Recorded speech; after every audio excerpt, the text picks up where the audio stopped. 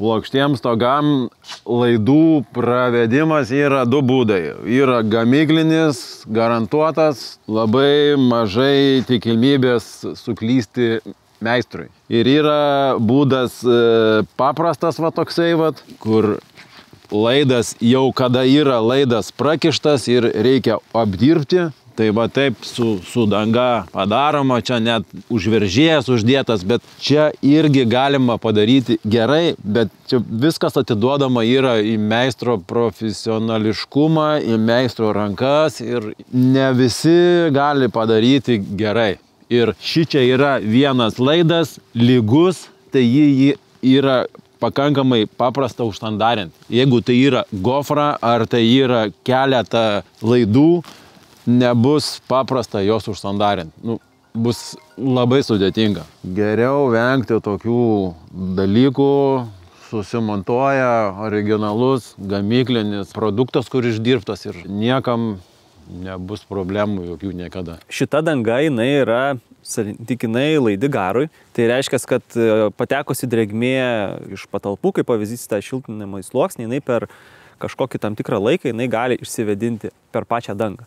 Todėl nemato ten šito stogo nei vieno ventiliacinio kaminėlio, kas būtų būtina bituminiam stogui. Ir tai yra pakankamai nemažas pliusas. Bet putplastis juk ir neįgeria drėgmės. Kodėl neįgeria? Įgeria jis į drėgmės, tik tai tiek, kad jam ta drėgmė nėra kenksminga. Tai kaip ten būtų su vata, ne? Bet jeigu tai būtų analogiškas stogas, tik tai, kad čia būtų bitumas, ir turėtume dar, aišku, kietos vatos ant viršaus sluoksnį, tai jūs turėtume dėti šitos ventiliacinius kaminėlius. Ta drėgmė iš patalpų, jinai vis tiek keliauja per konstrukcijas. Nesvarbu, kokia ten ta medžiaga yra, ar ten putplastis, ar ten vata. Tik tai vata jinai gal lengviau garuoja, bet vis tiek per siūlės, per tarpus jinai patenka iki to paviršių. Nemaišykit kelių dalykų. Sandarumas tai yra oro pralaidumas. Tai nėra drėgmės pralaidumas. Sandarumas tai yra kiek kartų ten jūsų patalpų esantis tas tūris pasikeičia prie tam tikros slėgio. Visai kitas dalykas yra, kaip per tuos atitvarus juda drėgmė. Už didesnės į mažesnę juda ta drėgmė. Tai turim, kai tą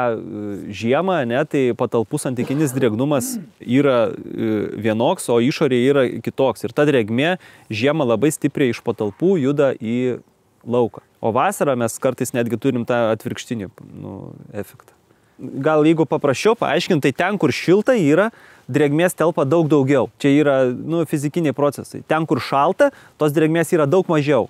Jeigu jūs paimtumėte ten, tarkim, kiek litrų drėgmės, ten, tarkim, telpa į vieną kubą, ir paimtumėte ten prie plus 20, ir čia minus 20, tas santykinis drėgnumas ten yra tas pats, ten 50-50, ką supranta dar žmonės. Bet realiai ten, kur šilta, ten gal yra 5 litrai, o čia yra pusė litro. Ir šitas tas drėgmės judėjimas, jisai visą laiką vyksta tose konstrukcijose, tik tai tiek, kad yra nurodyta, kiek gali, ten tarkim, žiemos metu drėgmė konstrukcijose dažniausiai yra kaupiasi jinai, o vasaros metu jinai yra garinama, išgaruoja.